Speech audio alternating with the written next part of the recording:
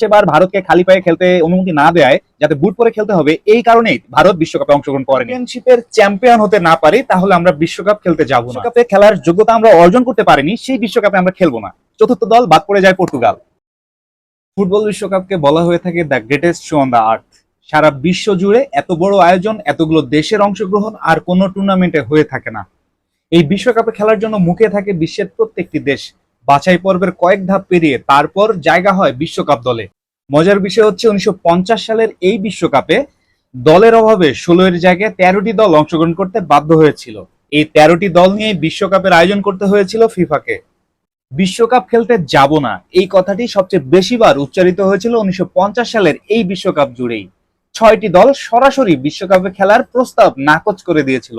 পরবর্তীতে 13টি দল নিয়ে বিশ্বকাপের আয়োজন সম্পন্ন করতে হয়েছিল ফিফাকে। এশিয়া অঞ্চল থেকে 4টি দল বিশ্বকাপ বাছাই পর্ব খেলার জন্য নাম লিপিবদ্ধ করেছিল। ভারত, তৎকালীন বার্মা, বর্তমানে যেটা মায়ানমার, ইন্দোনেশিয়া এবং ফিলিপাইন। কিন্তু বাছাই পর্বে মায়ানমার, ফিলিপাইন এবং ইন্দোনেশিয়া অংশগ্রহণ না করায় সরাসরি বিশ্বকাপের টিকিট পেয়েছিল ভারত। কিন্তু ভারতও সে বিশ্বকাপে খেলতে যায়নি। ভারত থেকে ব্রাজিলের দূরত্ব অনেক বেশি, অনেক অর্থনৈতিক খরচের ব্যাপার স্যাপার ছিল। তারা মনে করেছিল এই অর্থটা বিশ্বকাপ ফুটবলের পিছনে ব্যয় না করে তারা যদি হেলসিঙ্কিতে 1952 সালের অলিম্পিকে অংশগ্রহণ করে সেটা তাদের জন্য আরো বেশি মর্যাদাপূর্ণ হবে। এ কারণেই তারা সেবার বিশ্বকাপ খেলতে যায়নি।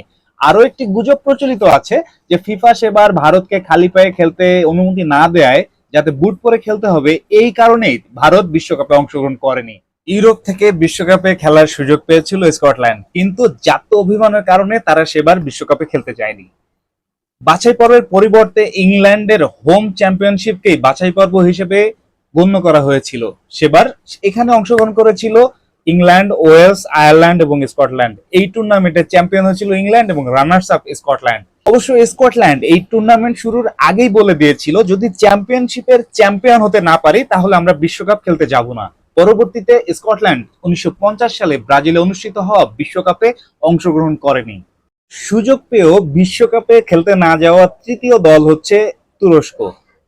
বিশ্বকাপ বাছাই পর্বে তুরস্কের প্রতিপক্ষ ছিল সিরিয়া। প্রথম লেগে সিরিয়া যখন 7-0 গোলে পরাজিত হয়, তারা আর পরের রাউন্ডে তুরস্কের সাথে মোকাবেলা করেনি। পরবর্তীতে তুরস্ক পরের রাউন্ডে প্রতিপক্ষ হিসেবে পায় অস্ট্রিয়াকে। কিন্তু অস্ট্রিয়া কোনো ম্যাচ না খেলে নাম প্রত্যাহার করায় সরাসরি বিশ্বকাপের টিকিট পেয়ে যায় তুরস্ক। কিন্তু আর্থিক অনটনের কারণে সেবার বিশ্বকাপে খেলতে যায়নি তুরস্ক। 3টি দল তাদের নাম প্রত্যাহারের পরে পর্তুগালকে বিশ্বকাপে খেলার আমন্ত্রণ জানায় ফিফা। কিন্তু পর্তুগিজরা বলে যে বিশ্বকাপে খেলার যোগ্যতা আমরা অর্জন করতে পারিনি, সেই বিশ্বকাপে আমরা খেলবো না। চতুর্থ দল বাদ পড়ে যায় পর্তুগাল।